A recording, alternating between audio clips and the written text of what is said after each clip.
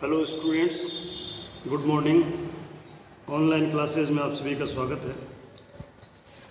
आज हम second year HDP के फर्स्ट सेमेस्टर में आज का जो सब्जेक्ट है वो है वेटनरी फार्मेकोलॉजी, यानी पशु चिकित्सा औषध विज्ञान का चैप्टर नंबर 6, औषधियाँ देने के विभिन्न तरीके या मार्ग, routes of administration of drugs.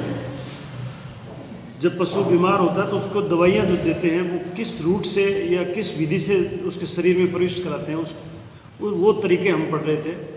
तो प्रीवियस लेक्चर में हमने मुंह से दवा देने के तरीके और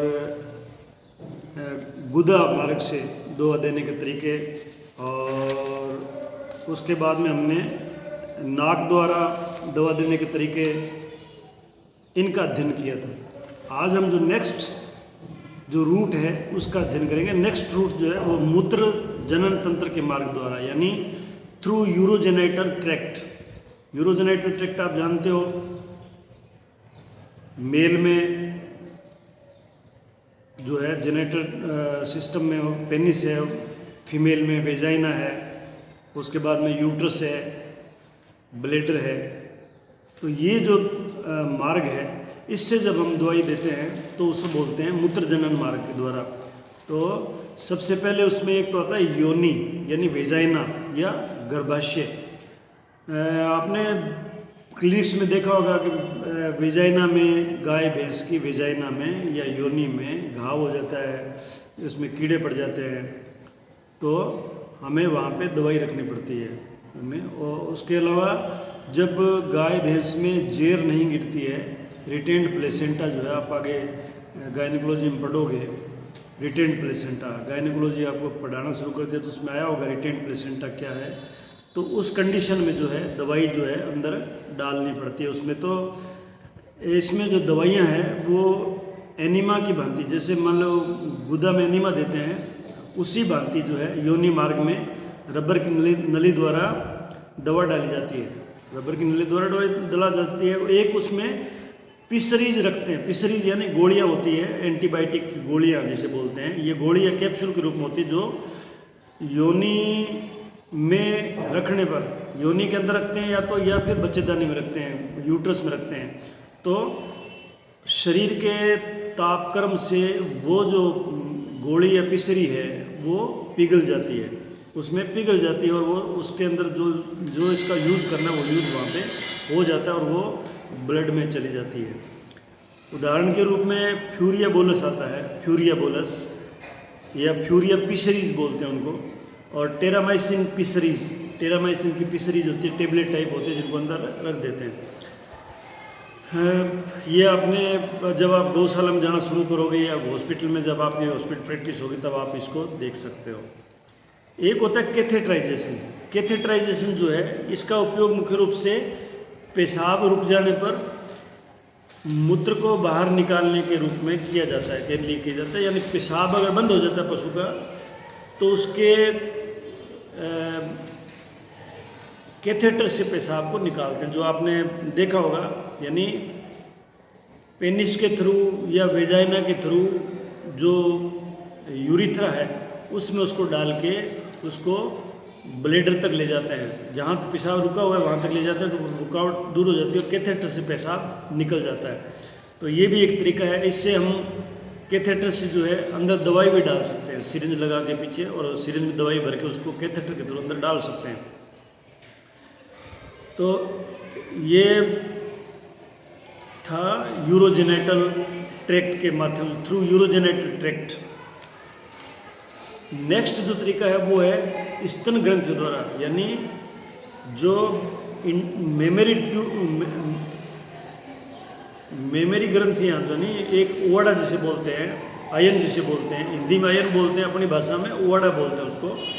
मेस्टाइटिस के अंदर उसका इन्फ्लेमेशन हो जाता है, ओवाड़े का इन्फ्लेमेशन हो जाता है, उसको मेस्टाइटिस बोलते हैं। अंदर जो दूध है वो ख़राब हो जाएगा, फट जाएगा, अंदर उसके मतलब के बैक्टीरिया वगैरह जो है वो उसको इन्फ्लेम्ड कर देंगे। तो उस कंडीशन में हमें जो अडर के अंदर दवा चढ़ानी पड़ती है, जो टीट केनाल के द्वारा हम उसको चढ़ाते हैं, इंट्रा मेमरी रूट बोलते हैं उसको बोलते हैं स्तन ग्रंथियों द्वारा। स्तन ग्रंथियों जो मतलब टीट होते हैं, टीट जिनको बोबे बोलते हैं, स्तन बोलते हैं, उनके द्वारा दवा जो है वो अंदर डालते हैं। एंटीबायोटिक है या जो भी दवा है हम अंदर डालेंगे तो उस रूट को स्तन ग्रंथियों द्वारा या इंट्रा मेमरी रूट बोलते हैं। इसमें दवाइयों को जो थन का छिद्र है उसमें डाली जाती है। इसके लिए कोलेप्सिबल ट्यूब्स आती है, इंट्रा मेमरी ट्यूब आती है बाज़ार में, जिसमें दवा भरी होती है, वो उसके ऊपर एक ढक्कन लगा होता है, ढक्कन को निकाल देते हैं तो आगे जो ट्यूब है उसको टीट के अंदर डाल देते हैं। टीट के अंदर डाल के पीछे से उसको जब दबाते हैं या स्क्वीज करते हैं, पींचते हैं, तो वो दवा अंदर चली जाती है, जो फिर ऊपर हाथ से पकड़ के टीट को नीचे बंद करके ऊपर चढ़ा देते हैं उसको, तो वो अडर में चली जाती है। तो या फिर टीट साइफन के द्वारा, टीट साइफन जो है आपके प्रैक्टिकल में दिखाएंगे आपको, साइफन की तरह होता है जो टीट में डाल के उसमें सिरिंज से दवा डाल देते हैं।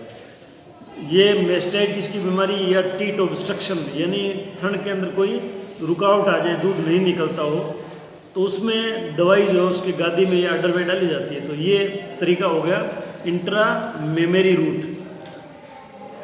फिर एक रूट आता है शरीर की बाहरी सतह पर औषधि लगाकर, यानी टॉपिकल एप्लीकेशन बोलते हैं इसको, टॉपिकल एप्लीकेशन, बाहरी सतह पे दवा लगाना।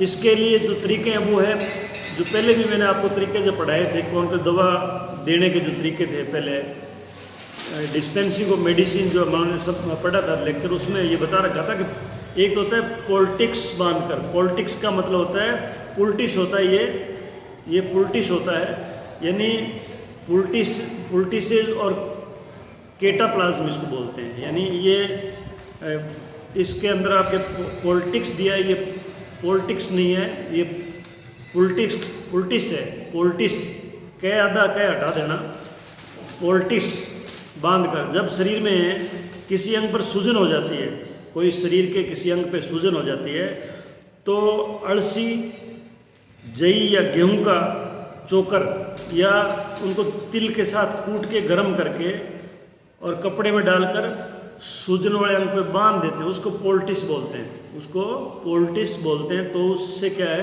कि वो सूजन उतर जाती है, दर्द कम हो जाता है।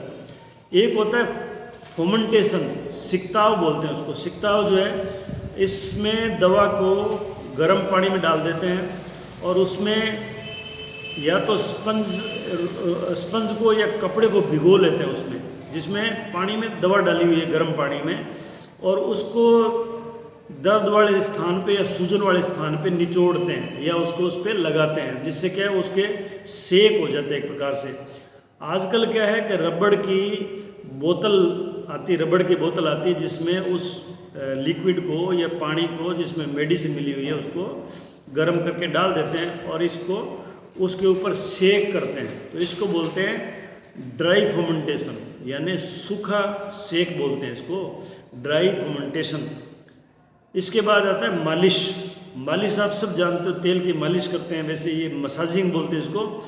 चोट वाले स्थान पर मल्लम, लिनीमेंट आदि लगाकर दवा को रगड़ते हैं, उसको उस जगह पर रगड़ते हैं जिससे मालिश हो जाती है, उसको मालिश बोलते हैं। जैसे मोच आ जाती है, जिसे अपनी लोकल भाषा में बोलते हैं मजरोड़, मोच, स्पेन जिसे इंग्लिश में बोलते हैं स्पेन, मोच या मजरोड़ आने पे दर्द कम करने वाली दवाई वहाँ पे रगड़ते हैं, यानी उसको मसाज करते हैं, जैसे आयोडेक्स को मसाज करते हैं, आयोडेक्स। एक होता है डिपिंग करना, यानी बाहर के शरीर की बाह्य सतह पर औषधि लगाने का तरीका है डिपिंग। डिपिंग का मतलब ये मुख्य रूप से भेड़ों में काम आती है। डिपिंग यानी ऊन को कतरने से पहले भेड़ों को एक डिपिंग गड्ढा टाइप बनाते हैं, उसमें मेडिसिन मिला के पानी में मेडिसिन मिला देते हैं, जिससे क्या है कि अगर उसको भेड़ को उसमें डुबोते हैं, डिप करते हैं, तो वो मेडिसिन जो उसकी चमड़ी पे काम करती है, उसके अंदर जुएँ, लीखे वगैरह जो भी होती है वो मर जाती है। उसके बाद फिर उसकी ऊन काटते हैं, तो इससे ऊन की यानी बाहरी सतह पर परजीवी जो है वो मर जाते हैं और ऊन की क्वालिटी में बढ़ोतरी होती है। ठीक है, तो इसको बोलते हैं डिपिंग, बाय डिपिंग। एक होता है स्नान कराना, यानी बाथ। जिस प्रकार से हम नहाते हैं उसी तरह से पशुओं को भी दवा मिक्स करके उससे बाथ करवाते हैं, उसको स्नान बोलते हैं। इसमें प्राकृतिक चिकित्सा, मनुष्य में जो प्राकृतिक चिकित्सा में बाथ करवाते हैं, स्नान करवाते हैं मेडिसिन डाल के उसमें। और पशुओं में जब खुरों में कीड़े पड़ जाते हैं, जैसे मुंह पका खुर पका बीमारी होती है तो उनके खुर गड़ जाते हैं, सड़ जाते हैं, पस पड़ जाती है, कीड़े पड़ जाते हैं, उस टाइम जो है दवा युक्त पानी किसी टब में डाल के या एक पक्का खड्डा बना लेते हैं, मतलब होदी टाइप छोटी, उसमें वो मेडिकेटेड वाटर डालते हैं, उसमें उसका पैर रखते हैं, यानी पैर को डुबाते हैं, तो उसको फुट बाथ बोलते हैं। फुट बाथ यानी पैर का नहलाना या पैर का वॉश करना। इसको स्थानीय बाथ भी बोलते हैं, स्थानीय बाथ या लोकल बाथ बोलते हैं। अंग स्नान भी बोलते हैं इसको, एक अंग को स्नान करवाना बोलते हैं। ये किस प्रकार से होता है? ठंडा स्नान बोलते हैं ठंडे पानी से, गर्म स्नान गर्म पानी से, औषधि स्नान जिसमें मेडिसिन मिली हो पानी में उससे कराओ तो वो औषधि स्नान हो गया। वाष्प स्नान में भाप देते हैं, गर्म पानी गर्म करके उसकी भाप जो है वो देते हैं तो उसको उस ऑर्गन पे, तो उसको बोलते हैं वाष्प स्नान। एक होता है वायु स्नान, हवा से जो स्नान हवा देते हैं गर्म ठंडी जैसी भी है तो उसको वाष्प स्नान वायु स्नान बोलते हैं। एक होता है संपूर्ण शरीर का स्नान, यानी पूरा नहलाना उसको, यानी जनरल बाथ जिसे बोलते हैं। और एक ही अंग को स्नान कराना या धोना या उसको डुबोना, उसको बोलते हैं लोकल बाथ। तो ये हो गया स्नान कराना, जिससे बाहरी सतह पे दवाइयाँ लगा सकते हैं हम। एक होता है आंतरिक मार्ग से औषधि देना। आंतरिक मार्ग का मतलब होता है पेरेंटल एडमिनिस्ट्रेशन। पेरेंटल एडमिनिस्ट्रेशन का मतलब है औषधियों को आंतरिक मार्ग के यानी एलिमेंट्री ट्रैक्ट में देने के अलावा, जैसे आप एलिमेंट्री ट्रैक्ट में देते हो, कैसे देते हो? ड्रेंचिंग द्वारा या टेबलेट उसको दे के या पाउडर द्वारा उसको खिला के, जो मुंह द्वारा देते हैं वो होता है एलिमेंट्री ट्रैक्ट के द्वारा। उसके अलावा जो है ना, अगर सुई द्वारा या नीडल द्वारा शरीर में अगर उस दवाई को प्रवेश कराते हैं तो उसको बोलते हैं पेरेंटल एडमिनिस्ट्रेशन। जब नीडल द्वारा दवाई को शरीर में प्रवेश करवाते हैं तो उसको आंतरिक मार्ग से औषधि देना या पेरेंटल एडमिनिस्ट्रेशन बोलते हैं। और इस मार्ग से दवाइयाँ देने के कई तरीके हैं। वेन में देते हैं तो इंट्रावेनस हो जाता है, मसल्स में देते हैं तो इंट्रामस्कुलर हो जाता है, चमड़ी के नीचे देते हैं तो सबक्यूटेनियस हो जाता है। और अगर मान लो इसको ये जो है ना पेरिटोनियम में देते हैं, पेरिटोनियल केविटी में, तो इंट्रा पेरिटोनियल हो जाता है। हृदय में दे सकते हैं सीधे, ठीक है। तो ये हम आपने इसको पढ़ेंगे। तो मैं सबसे पहले आपको ये बताना चाहता हूँ कि इस मार्ग से पेरेंटल रूट से जब दवा देते हैं तो कई चीज़ों का ध्यान रखना पड़ता है। वो चीज़ें कौन कौन सी है, ये इम्पोर्टेंट है जो आपके एग्ज़ाम में आ सकता है कि भाई पेरेंटल एडमिनिस्ट्रेशन दवा का करते हैं या आंतरिक मार्ग से औषधियाँ देते हैं तो किन बिंदुओं का ध्यान रखना चाहिए। तो उसमें औषधि की मात्रा का ध्यान रखना चाहिए, किस मात्रा में औषधि देनी है, मात्रा उसकी कितनी हो चाहिए, इसका ध्यान रखना चाहिए। औषधि की सांद्रता यानी उसका कंसंट्रेशन, वो जिस सॉल्वेंट में दवा घुली हुई है उसका सॉल्यूशन का कंसंट्रेशन क्या है, सांद्रता क्या है, वो भी इसमें ध्यान रखना जरूरी है। औषधि का पीएच, उसका पीएच वैल्यू क्या है वो भी ध्यान रखना जरूरी है। एसिडिक पीएच है या एल्कलाइन है, जिस प्रकार का पीएच चाहिए वही पीएच उसमें होना चाहिए। औषधि की विषाक्तता, औषधि कहीं उसमें टॉक्सिसिटी तो नहीं, उसका भी ध्यान रखना जरूरी है, क्योंकि आप उसको जो है सीधा डायरेक्ट नीडल के द्वारा शरीर में पहुंचा रहे हो। औषधि का गाढ़ापन, विस्कोसिटी, वो औषधि का गाढ़ापन देखना जरूरी है। उसके बाद औषधि में के कणिकाओं का आकार यानी साइज ऑफ पार्टिकल, उस औषधि में जिसको आप सिरिंज से देने जा रहे हो उसमें जो पार्टिकल्स है, कणिकाएँ हैं यानी कण है उसके अंदर, उनका साइज भी आपको देखना पड़ेगा, ये भी जरूरी है उसमें देखना। और उस औषधि को बनाने में जो सहायक काम मिली, एडजुवेंट जिसे बोलते हैं, जिनकी सहायता से वो औषधि बनी है, उन एडजुवेंट के बारे में भी हमें ज्ञान होना आवश्यक है।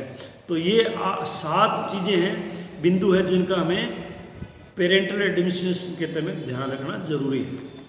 अब इस मार्ग के लाभ क्या है, पेरेंटल एडमिनिस्ट्रेशन के क्या क्या लाभ हैं, यानी इसके लाभ ये है, एक तो चूँकि ये सीधी जो है शरीर में पहुंचाई जाती है, चाहे वो सबकट हो, चाहे इंट्रामस्कुलर हो, चाहे वो इंट्रावेनस हो, तो उससे क्या है दवा का असर जो है तुरंत हो जाता है। एक जैसे ही जाएगा, अगर आपने आईवी दिया है तो उसका तुरंत उसी टाइम हो जाएगा, क्योंकि वो सीधा ब्लड में जाता है, ब्लड से वेन में लगाते हैं तो वो ब्लड जो है हार्ट में जाता है और हार्ट से वो पंप करके पूरे शरीर में दवाई पहुंच जाती है। एक अवशोषण के समय में बचत होती है। अगर आपने उसको ओरली दी है दवाई, पेट में दी है, तो पहले पेट में वो दवाई घुलेगी, फिर वो ब्लड में जाएगी, फिर वो हार्ट में जाएगी, फिर वो पूरे शरीर में घूमेगी, तो उसमें अवशोषण में समय लगता है, जो इसमें नहीं लगता है, कम समय लगता है, बचत होती है इसमें समय की। अब इसमें औषधि की वास्तविक मात्रा का जो नियंत्रण है वो आसानी से हो जाता है, उसका नियंत्रण हम कर सकते हैं वास्तविक औषधि की मात्रा का, क्योंकि हम उसको इंजेक्शन से दे रहे हैं, इसलिए उसकी मात्रा का नियंत्रण हम कर सकते हैं, क्योंकि उसमें मेडिसिन जो है वो कंसंट्रेशन के हिसाब से मिलाई जाती है। अब कुछ दवाइयाँ ऐसी हैं जिनको अगर आपने मुख मार्ग से या गुदा मार्ग से दी तो वो जलन पैदा करती है, वो म्यूकस मेम्ब्रेन के साथ मिलकर जलन पैदा करती है। आधे ऐसी दवाइयों को सीधा रक्त में पहुंचा देते हैं जिससे जलन पैदा नहीं होती है, और इस रूट से औषधि जो है अधिक मात्रा में भी दी जा सकती है, ज़्यादा मात्रा में देनी हो तो भी इस रूट से हम दे सकते हैं। तो ये 5 इस रूट से मेडिसिन देने के फायदे हैं। अब अगर फ़ायदे होते हैं तो उससे नुकसान भी होते हैं। इस रूट से दवा देने के कुछ ड्रॉबैक्स या नुकसान है, वो क्या है? एक तो अगर दवा में विषाक्तता है यानी टॉक्सिसिटी है तो उसका असर जो है वो तुरंत हो जाएगा, विषाक्तता का असर, जो कि अच्छी बात नहीं है।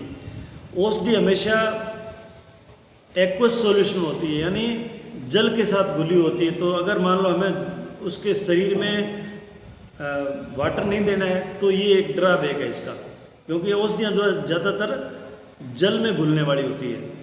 औषधि धीरे धीरे करके बूंद बूंद करके शरीर में देनी पड़ती है, नहीं तो जिससे पशु को शरीर में दवा देने में समय ज़्यादा लगता है। एक औषधि अगर मान लो आपने एक बार उसके शरीर में प्रविष्ट करवा दी, इंट्रामस्कुलर, इंट्रावेनस या सबकुटेनियस रूट से, और आपको लगता है कि ये दवाई ज़्यादा दे दी, तो क्या आप उस दवाई को वापस निकाल सकते हो? नहीं निकाल सकते उस दवाई को। अगर आपने ओरली दे दी तो उसको फिर भी आप लवाज करके निकाल सकते हो, अगर एनीमा के रूप में दी तो भी आप उसको बाहर निकाल सकते हो, लेकिन इस रूट से दी गई दवा को आप वापस पुनः प्राप्त नहीं कर सकते।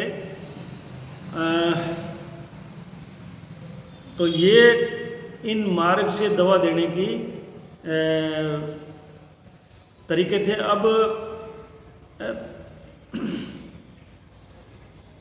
हम इसमें देखते हैं आईवी रूट जो है दवा देने का जो तरीका है, आईवी इंट्रावेनस जो रूट है, मतलब ब्लड की शिरा में सीधा जो इंजेक्शन लगाते हैं उसको बोलते हैं आईवी। तो किसी भी औषधि को अगर हम मान लो आईवी देते हैं तो उसमें क्या क्या चीज़ें ध्यान रखनी चाहिए? उसमें ये चीज़ें रखनी, हमेशा स्टरलाइज्ड सुई ही काम में लेनी चाहिए। जो सुई जो है निसंक्रमित हो, जिसको हमने स्टरलाइज कर रखा हो, वही सुई हमेशा आईवी इंजेक्शन लगाते हैं ना ध्यान में काम में लेनी चाहिए। नंबर 2, यदि दवा की रफ्तार का ध्यान नहीं रखेंगे, जब दवाई को आईवी देते हैं तो उसमें दवा की रफ्तार का ध्यान रखना पड़ता है, उसकी रफ्तार जो है वो कम होनी चाहिए, अदरवाइज ज़्यादा होगी तो पशु शोक से मर सकता है। आईवी सेट में आईवी इंजेक्शन देते टाइम उसके अंदर एयर बबल नहीं होना चाहिए। एयर बबल अगर आ जाए तो उसको पहले निकाल देते हैं, कुछ दवा को बाहर निकाल के फिर वो एयर बबल निकाल देते हैं। अदरवाइज एयर बबल अगर दवा के साथ चला गया वेन में तो वो वेन के थ्रू हार्ट में चला जाएगा, हार्ट में पंपिंग में थोड़ा गैप आ जाएगा और कुछ टाइम के लिए ब्लड नहीं मिलेगा शरीर में, तो पशु मर सकता है। तो ये रक्त संचरण में अवरोध पैदा कर देगा। दवा अगर आपने शिरा में लगा रहे हो वेन में, और अगर वो आउट हो गई तो वहाँ पे सूजन आ जाएगी, जिसको हम बोलते हैं फलीबाइटिस, नस में सूजन आ जाएगी, फलीबाइटिस। ये इसके कुछ ध्यान रखने वाली बातें हैं। अब ये आईवी इंजेक्शन लगाने के स्थान क्या क्या है। आपको अगर आईवी इंजेक्शन लगाना हो इंट्रावेनस, तो उसके स्थान जो है गाय में, भैंस में, ऊँट में और घोड़े में। बड़े जानवर जो है बकरी है या भेड़ है, इनमें जुगलर वेन में लगाते हैं। ये जुगलर वेन जो है गर्दन में होती है, इस साइड में जुगलर फरो होता है यहाँ पे साइड में। आपको जब आप प्रैक्टिकल में आओगे तो बताएंगे, उस आईवी इंजेक्शन जो है जुगलर वेन में लगाते हैं। यहाँ पे जुगलर वेन होती है, उसमें लगाते हैं। कुत्ते में जो जिस वेन में लगाते हैं वो वेन या तो आगे वाले पैर में होगी या पीछे वाले पैर में। अगर आगे वाले पैर में लगाते हैं तो सिफेलिक वेन होती है वो सिफेलिक वेन। अगर पीछे वाले पैर में लगाओगे तो वो एक्सटर्नल सेफिनस वेन होती है। एक्सटर्नल सेफिनस वेन जो है उसमें इंजेक्शन लगाते हैं आईवी। और ये जो कहाँ पे स्थित होता है, आगे वाले पैर में, पीछे वाले पैर में, ये आपको प्रैक्टिकल में बताएंगे। सूअर में अगर आईवी इंजेक्शन देना हो तो ईयर वेन में देते हैं। उसके कान में ईयर वेन होती है, अंदर की साइड में ईयर वेन, वहाँ इंजेक्शन लगाते हैं। और अगर मुर्गी में इंजेक्शन लगाना हो, पक्षी में, तो उसके जो पंख होते हैं उसके बेस पे ईयर वेन होती है, ईयर वेन जिसे बोलते हैं, उसमें लगाते हैं इंजेक्शन। तो ये कुछ साइट्स हैं जहाँ पे आपको इंजेक्शन आईवी लगाना पड़ता है। तो ये आईवी इंजेक्शन के कुछ तो मैंने आपको फ़ायदे और नुकसान बताए, उनकी सावधानियाँ बताई और इसकी साइट के नाम बताए। आज हम इतना ही अध्ययन करेंगे। कल हम जो इसके पेरेंटल रूट के अलग तरीके हैं इंट्रामस्कुलर वगैरह, उनका अध्ययन कल करेंगे। धन्यवाद।